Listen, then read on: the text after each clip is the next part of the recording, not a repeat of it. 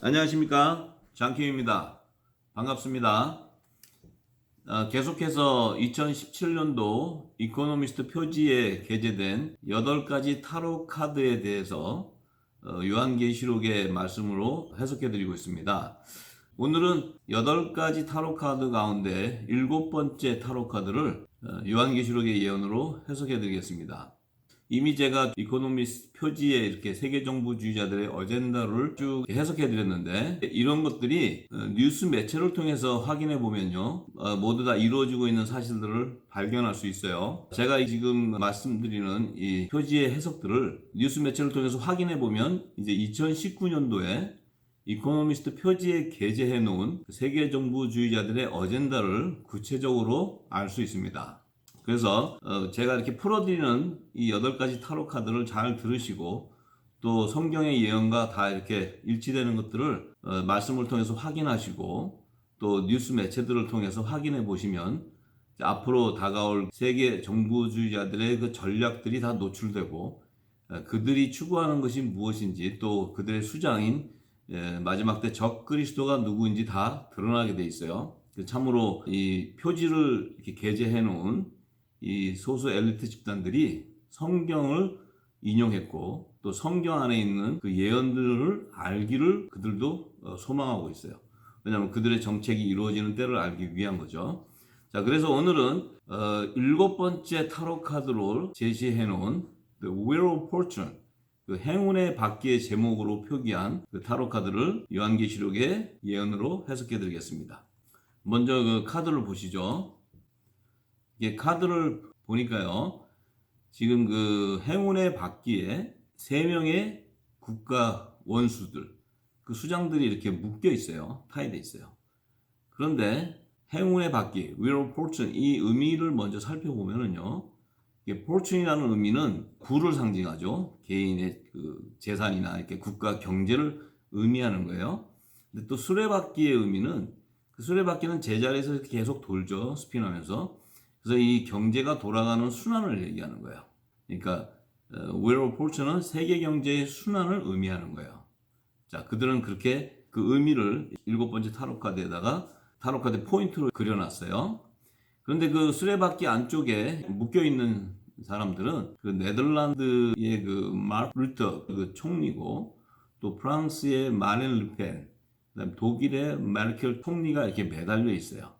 그래서 그 네덜란드와 프랑스와 독일의 그 총리가 이렇게 매달려 있는데, 그 행운 바퀴 밑에 보니까 이렇게 투표함 같은 밤에 이렇게 X표라고 이렇게 그려져 있죠. 자, 이것을 이렇게 그려놓은 그들의 그 함축되어 있는 의미는요, 2017년도에 그 네덜란드와 독일, 프랑스 이 세 개 국가가 총선이 열리게 돼 있어요. 그래서 그때에 이 세계 정부주의자들이 그들의 그 나라의 총선에 개입할 것을 암시하는 사인이에요.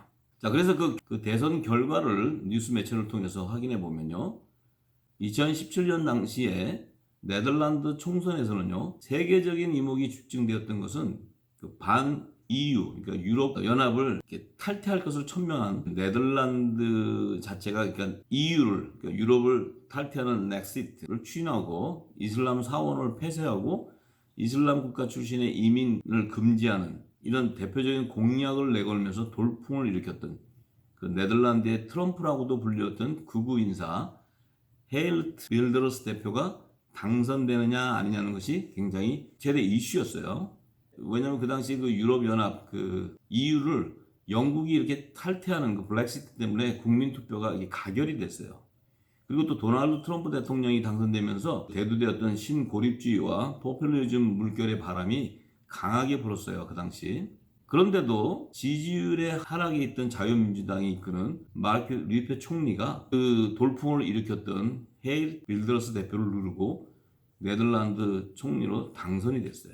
자, 그래도요, 극우정당인 자유당, 원내 2당으로 올라서는 점을 감안할 때 그 포퓰리즘이 국민 마음속에 아직까지 있음이 확인되었기 때문에 언제든지 다시 EU를 탈퇴하는 그 불길이 다시 번질 여지가 남아있어요. 이것은 이제 유럽연합의 붕괴를 의미하는 거예요.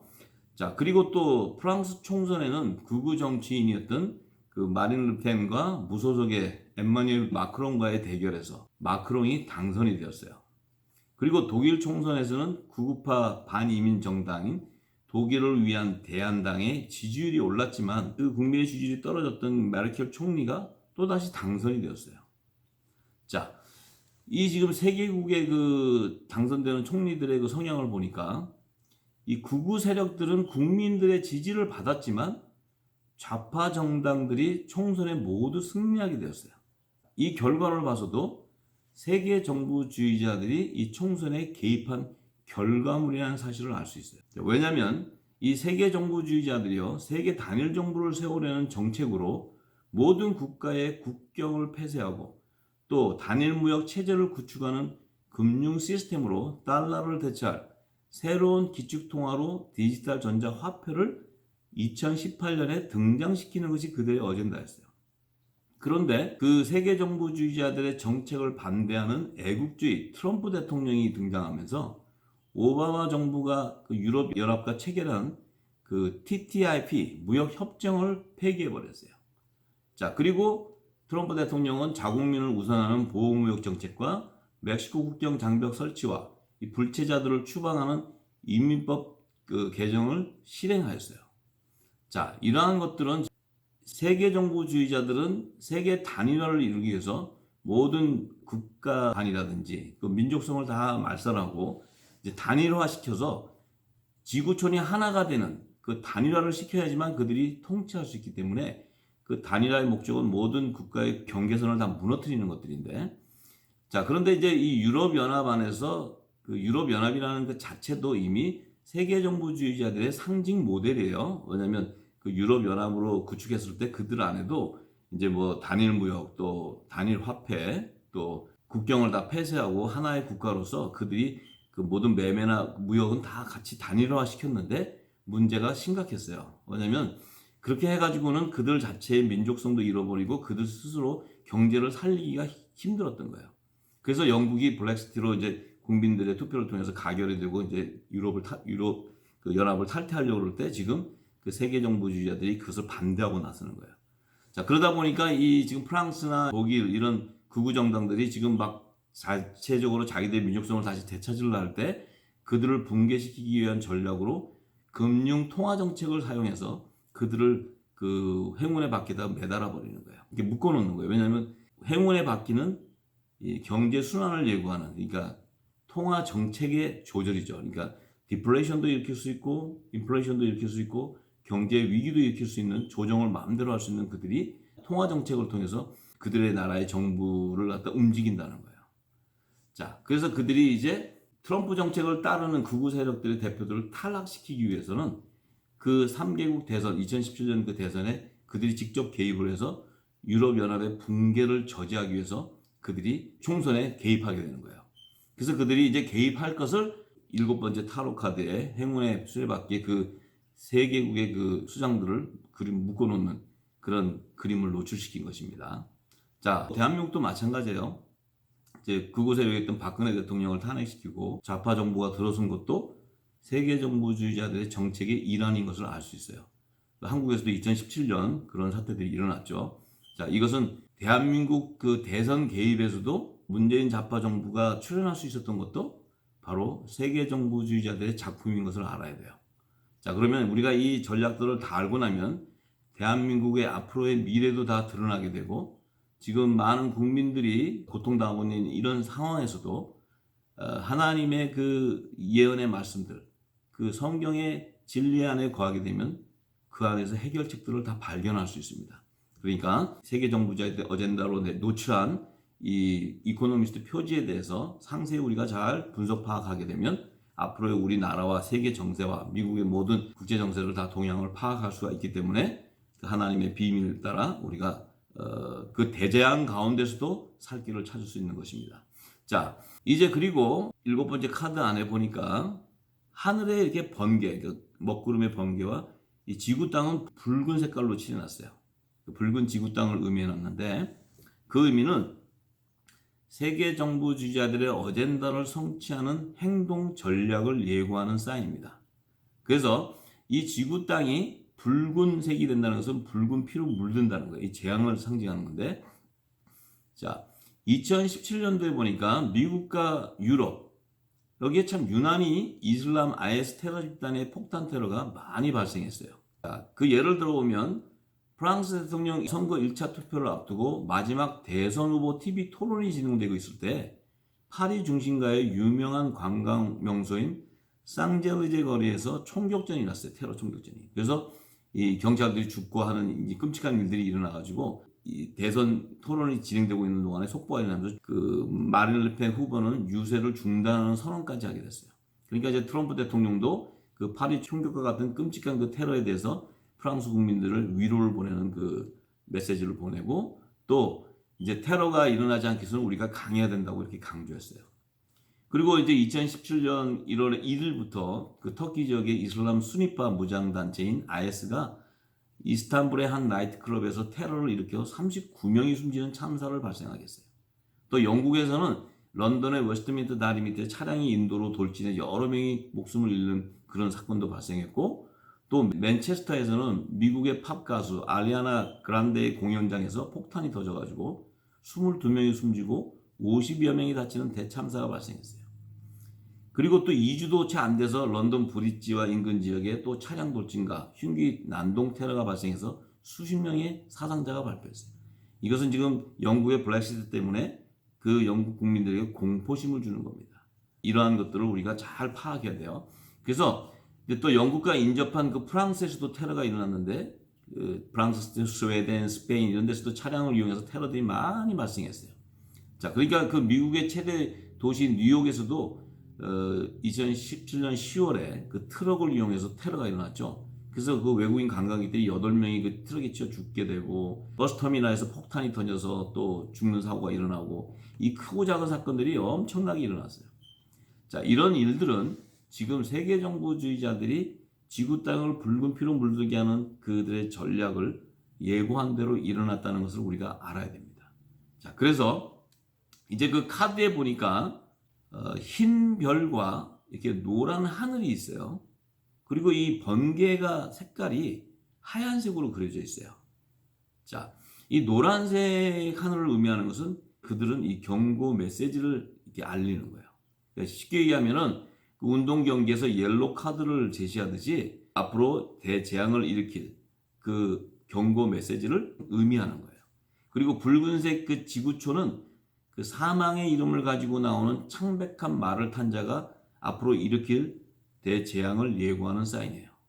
그리고 흰색 그 번개는 그 사망의 이름을 가지고 나오는 창백한 말을 탄 자의 등장을 통해서 그가 인류 대재앙을 일으킬 2차 세계대 공황과 화폐개혁 정책과 중동전쟁을 일으킬 것과 또 후 3년반 기간에 그 짐승의 표를 받는 사망의 환란들을 예고하는 사인이에요. 그래서 모든 전 세계를 그 단일화해서 그 통제하고 또 전 세계인들을 식민지하는 카스트 제도를 부활하는 경고 메시지예요. 자, 이게 우리가 이제 그 사인을 알고 지금까지 제가 6번까지 그 타로 카드를 설명할 때 계속해서 반복되는 얘기입니다. 그러니까 앞으로 그들이 전 세계를 단일화하는 그들의 전략을 우리가 잘 알아야 됩니다. 그것은 이제 마지막 때 이 통화 정책, 세계 통화 발행권과 통화 조절권을 가지고 있는 그 소수 엘리트 집단들, 연방준비제도위원회 그들의 세력들이죠. 그들을 장악하고 있는 세계 정부주의자들의 세력, 그들이 이제 앞으로 추구해 나갈 것들을 그들의 어젠다로 내놓는 이 잡지 표지에서 우리가 다 예측할 수가 있는 거예요. 자, 그래서 그들이 또 이 노란 그 하늘에 하얀 점을 이렇게 칠해놨는데 그것은 흰 별을 상징하는 거예요. 흰 별. 자, 흰 별이라는 것은 이제 네 번째 인을 뗄 때, 요한계시록 6장에 제가 말씀드렸어요. 7인의 비밀을 말씀드릴 때, 네 번째 인을 뗄 때 사망의 이름을 가지고 나오는 창백한 말탄자를 의미하는 거예요. 그가 이제 등장할 것을 예고하는 사인이에요. 그는 바로 세계정부주의자들의 수장인 적 그리스도를 예표하는 거예요. 제가 지난번에 그가 바로 세계적인 유대인 금융 재벌가이자 프리메이슨인 로스차일드 가문의 수장이 등장한다고 얘기했어요. 그는 유대인의 행세를 하지만 실상은 유대인이 아니고 사단의 회라고 말씀드렸습니다. 그리고 지난 시간에는 이스라엘 자손 가운데 단지파의 그 후예로 등장한다고 제가 말씀드렸어요. 이제 앞으로 제가 그 점차적으로 그 단지파에 대한 그 성경의 예언을 다 풀면 그들이 앞으로 제3성전을 건축하는 그들의 실체가 다 드러나게 돼 있어요. 자, 그것을 이제 하나하나 다 풀어드릴 겁니다. 자, 그런데 지금 이 흰별과 유럽 연합의 국기, 또 그 독일 연방 총리 문장을 보면은 그 문장과 유럽 연합 국기의 그 의미에서 그 흰별의 실체를 찾을 수가 있습니다. 그래서 먼저 독일 연방 총리 문장을 보면요, 검은 독수리 마크예요. 근데 이 마크가 어디에 붙어 있냐면 그 연방준비제도가 미국 달러 화폐 발행권을 가졌는데 그들이 찍어내는 1달러짜리 뒷면을 보면은 이 독수리 같은 문장이 이렇게 그려져 있어요. 자, 그것을 게시하는 거예요. 그러면 이 독일 연방 총리하고 지금 이 달러 지폐 그 독수리하고의 연관성이 있다는 거예요. 뭐냐면 로차일드 가문의 수장이 이제 독일에서부터 시작이 돼요. 그들이 이제 독일에서 근거를 해서 그 로차일드 가문이 전 세계의 금융시장을 장악하게 되는 그 곳이 독일에서부터 시작되는 것이 등장합니다. 그것도 제가 나중에 다 풀어드릴 거예요. 자, 그래서 이 독일 연방 총리 문장은 세계 정부주의 수장인 로차일드 가문을 상징하는 마크예요. 자, 그리고 이것이 프리메이슨들의 상징을 나타내는 거예요. 자, 그런데 유럽 연합 국기를 이렇게 살펴보면 이게 파란 바탕에 12별이 그려져 있는데 그 12별이 금빛으로 이렇게 칠해져 있어요. 그래서 먼저 이게 푸른색의 의미는요, 세계 정부주의자들의 정책을 따르는 세력들을 상징하는데 그들의 정체성을 나타내는 것인데 그것이 바로 미국의 좌파 정부인 민주당의 색깔이 바로 푸른색이에요. 그리고 한국도 더불어민주당이 지금 좌파 정권의 더불어민주당도 푸른색을 상징하고 있어요. 자, 이것은 세계 정부주의자의 정책을 따르는 글로벌리스트의 세력들을 상징하는 거예요.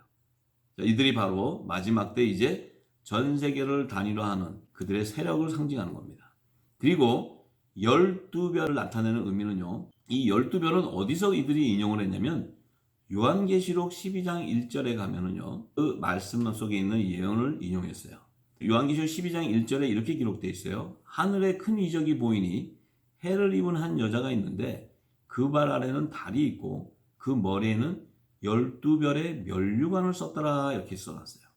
자, 이 12별의 면류관인데, 자, 이들은 12별의 면류관이 하늘보좌의 영광이라는 사실은 알지만 그들이 자신들이 취하기 위해서 이 유럽연합의 12별의 금별로 이렇게 칠해놨는데, 이 지금 요한계시록 12장 1절에 말하는 12별의 의미는요, 하늘보좌에 예비해놓은 아들의 영광 우편 12보좌를 상징하는데 그 12보좌에는 하나님의 독생자로 오셨던 예수 그리스도께서 하나님 나라의 통치권자로서 아들의 영광 우편 보좌에 지금 앉아 계세요.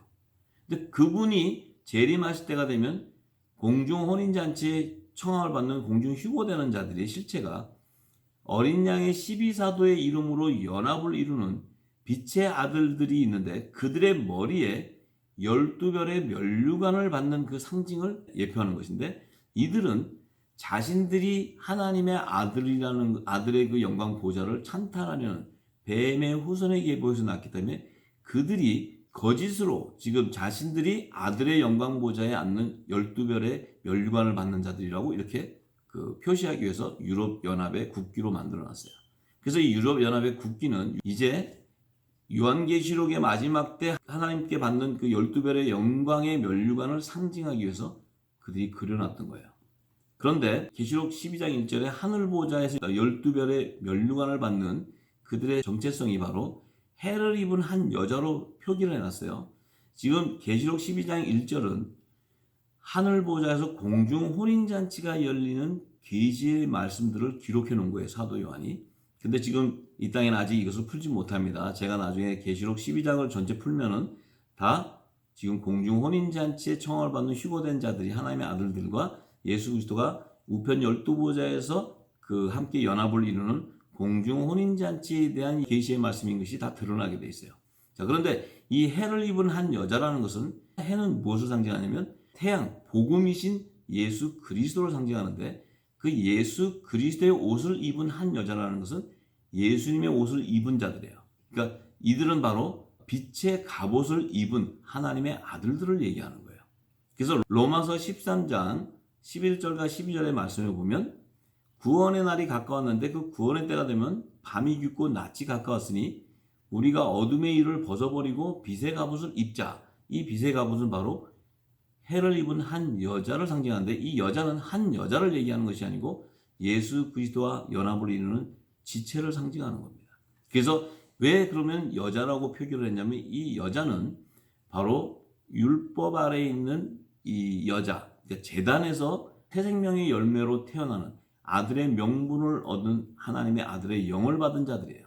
이들이 바로 빛의 자녀들입니다. 여자와 남자는 하늘나라의 영적 의미로는 여자는 이 땅의 제단을 얘기하고 남자는 예수 그리스도의 몸된 교회를 얘기하는 거예요. 하나님의 자녀들을.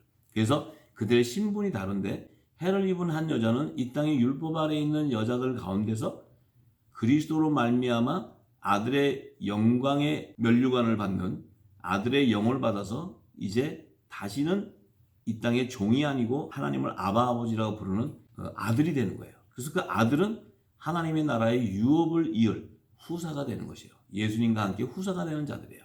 그래서 그것이 데살로니가 4장 5절, 6절, 7절의 말씀에 기록해 놨습니다. 그런데 이 예수님은 계시록 22장 16절에 보면 나는 다윗의 뿌리요 자손인데 광명한 새벽별이라고 말씀하셨어요. 그래서 광명한 새벽별이라는 것은 어둠을 밝히는 새벽별은 태양을 얘기하는 거예요. 해. 그래서 예수님이 해요. 그래서 참빛으로 오시고 복음의 빛으로 오시고 이 예수님이 계신 곳은 해를 의미하는 거예요.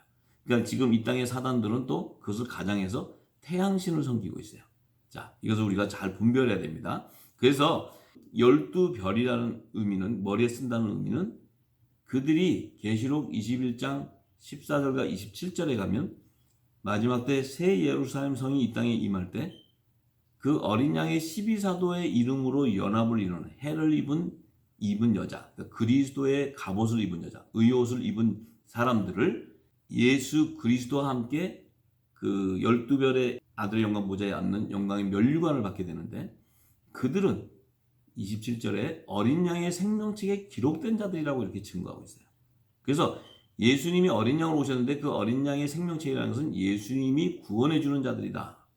그런데 그들은 하나님의 아들로서 예수님과 함께 후사가 되는 자들이라는 거예요. 자, 그들이 바로 예수님께서 마태복음 19장 28절에 예수님의 제자들을 상징하는데 그 제자들이 바로 12보좌에 앉아서 이스라엘 12지파를 심판한다고 얘기하세요. 이 12보좌가 바로 아들의 우편 영광보좌를 나타내는 말이에요. 자, 그들에게는 로마서 8장 17절에 하나님의 자녀이기 때문에 그들이 후사가 되고 하나님의 후사가 되기 때문에 예수 그리스도와 함께 후사가 된다고 얘기해요. 그래서 예수님이 받는 아들의 영광 보좌에 함께 영광을 받기도 하고 십자가의 고난도 함께 받게 될 것이라고 이렇게 사도 바울은 증거해 놨습니다. 자, 그런데 지금 이 유럽연합 국기의 금빛으로 12배를 의미하는 것은 광명한 천사로 가장한 루시퍼를 상징하는 그러니까 태양신, 바벨론 종교죠. 그 태양신 바알 우상을 섬기는 짐승인 적그리스도를 상징하는데 적그리스도를 따르는 자들이 바로 어린 양의 생명책에 창세 이후로 농명되지 못하고 멸망당하는 그 나라의 자손들을 상징하는 겁니다. 모든 총수를 얘기하는 거예요. 그래서 요한계시록 13장 7절과 8절의 말씀에 가면 이 땅의 그 성도들과 족속과 모든 민족을 다스리는 권세를 받는 그 짐승, 그 42다 후 3년 반 동안 권세를 받는 짐승, 그가 세계 단일 정부를 세우게 되고 짐승의 표를 받게 하는 그 짐승이 우상을 세우게 되는데 그 우상에게 모두 경배하는 자들은 십자가의 죽임을 당한 어린 양의 생명책에 창세 이후로 농명되지 못하고 이 땅에 사는 자들, 다 짐승에 경배하는 자들, 그들을 상징하는 거예요. 그들은 다 멸망당하게 되죠. 그렇지만 그들은 세계 단일 정부주의자들이 세우는 단일 정부의 그들 밑에서 종로로 사는 자들을 상징하는 것입니다. 그래서 이 유럽연합의 그 파란 바탕에 금빛으로 12별의 상징은 어린 양의 생명책에 기록되지 못하고 다 멸망당하는 자들의 총수를 상징하는 의미예요.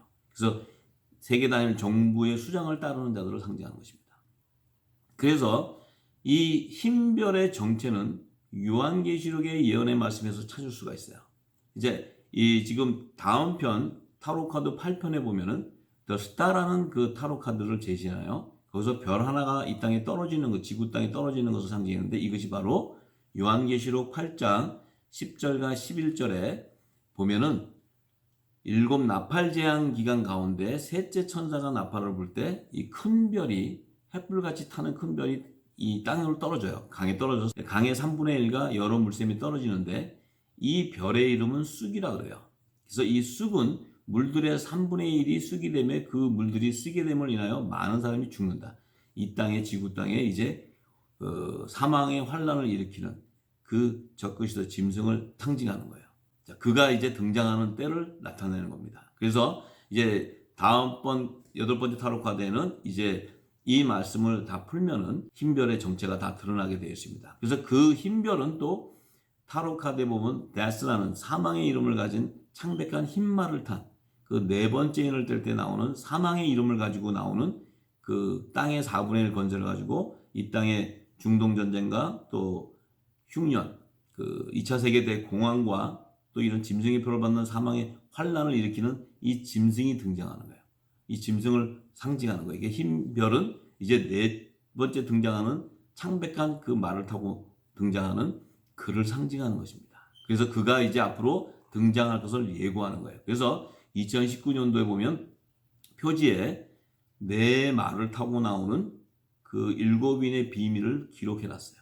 그래서 이제 2017년의 시점을 우리가 예의주시해야 됩니다. 왜냐하면 2017년은 하나님께서 2016년이 마지막 세대를 예고하는 70번째 대희년의 세대를 예비해놨고 마지막 때 행하실 하나님 시간표에 따라 이제 이스라엘 독립을 맞이하는 70주년에 이제 트럼프 대통령이 이스라엘 예루살렘을 이스라엘 수도로 인정하고 그 다음에 이스라엘의 그 미 대사관을 예루살렘으로 이전하는 이런 일들이 행해지고 있는 거예요. 그래서 이 트럼프 대통령은 7인의 비밀에서 첫 번째 말을 타고 나오는 흰 말을 타고 나서 면류관을 가진 자, 그 자를 증거하기 위해서 두 번째 타로 카드에 보면 심판이라는 그 트럼프를 그림을 등장시켜서 면류관을 쥐고 있는 그 트럼프를 예고해놨어요. 그래서 이들이 7인의 비밀이 열리는 시기가 마지막 70번째의 7년 흉년의 안식년 기간인 2015년에서 2022년 안에 첫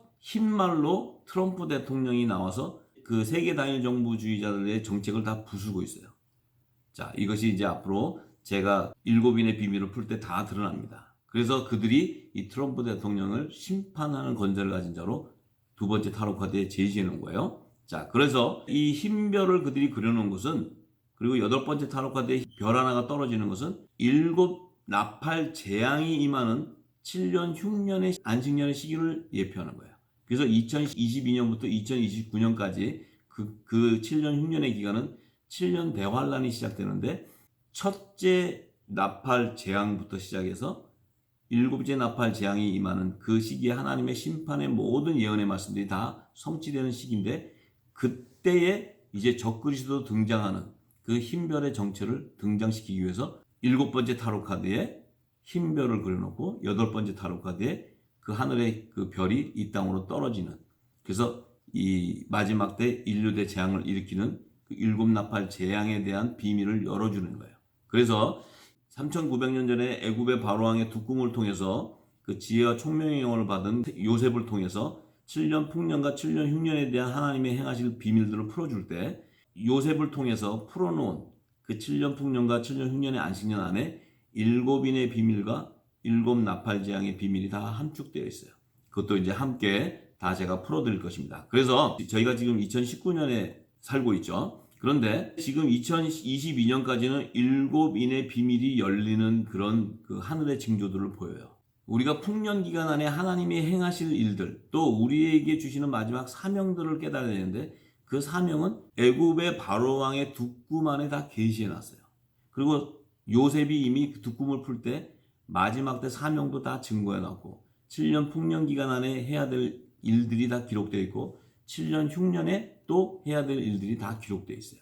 그것을 이제 점차적으로 제가 열어가게 되면 다니엘서의 마지막 한일의 계시와 2300주야와 1290일과 1335일의 예언이 정확하게 드러나게 돼 있어요. 그리고 예수님 오셔서 마태복음 24장에 무화과 나무의 비유를 말씀하시면서 마지막 세대가 지나가기 전에 모든 것을 다 이루라는 이 마지막 70번째 대인연의 세대를 증거한 그 예언의 말씀들이 다 풀리게 돼 있습니다. 그것이 바로 요한계시록의 일곱인가 일곱 나팔의 재앙의 시기에 일어날 일들이 바로 이 세계 정부주의자들의 어젠다로 표기하는 이코노미스트 표지에 다 노출시키고 있다는 거예요. 이것은 하나님이 하시고 있는 역사입니다. 이 사단들도 하나님이 시키는 일들만 할 수 있어요. 하나님이 정한 때에 하게 하는 일들만 할 수 있지 자기들 마음대로 할 수 있는 게 아니에요. 이들이 지금 제시하는 카드 안에서 우리가 그것을 찾는 지혜와 총명의 영을 기름 부음 받아야 돼요. 그러면 앞으로 우리가 무엇을 해야 되고 우리가 어떻게 이 세상을 다스려 나가야 되는 것을 하나님께서 그 지혜를 주실 것입니다. 그래서 이제 이 마지막 7년 풍년과 7년 흉년의 안식년 때 행하실 일곱인가 일곱 나팔 재앙이 열리는 하나님의 시간표를 알 수 있게 되는 것입니다. 그래서 여덟 번째 타로 카드를 제시한 더 스타에서 구체적으로 더 드러나게 될 것입니다. 치킨 게임 방송의 취지는 세계 정치 경제를 논하고자 하는 것이 아닙니다. 다가올 5G 시대에 일어날 인류 대재앙을 예고하는 것이에요. 그리고 그 재앙을 피할 수 있는 하나님의 비밀을 함께 공유하는 것이고 하나님이 우리에게 주시는 그 마지막 사명을 우리가 깨닫고 그 사명을 행해 나가는 그 지혜를 받기를 간절히 소망합니다. 앞으로 제가 이 말씀들을 풀어드릴 때 경홀히 여기지 마시고 생각하시고 묵상하시고 또 말씀과 비교하면서 이 땅에 지금 일어나는 일들을 다 이렇게 함축해서 연계해서 보면 보이게 될 것입니다. 많은 시청 바랍니다. 감사합니다.